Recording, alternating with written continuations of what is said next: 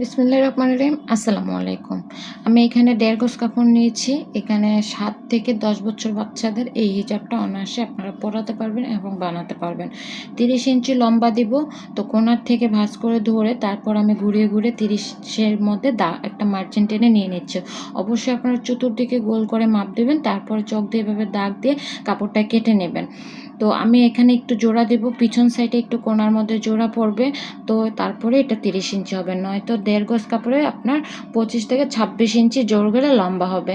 আপনারা এটা ৮, ১০, ৭ বছরের বাচ্চাদেরও ব্যবহার করাইতে পারেন। তো জোড়াটা আমি এইভাবে দিব। ভিডিওটি ভালো লেগে থাকলে অবশ্যই লাইক, কমেন্ট, শেয়ার করবেন। পেজটা ফলো দেওয়া না থাকলে প্লিজ ফলো দিয়ে সাথে থাকবেন।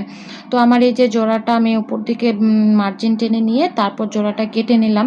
এভাবে আমি দাগ দিয়ে তারপর কেটে নেব। অবশ্যই হাফ ইঞ্চি করে বেশি রাখবেন সেলাই করার জন্য। তো হয়ে গেল। ধন্যবাদ সাথে থাকার জন্য। আসসালামু আলাইকুম।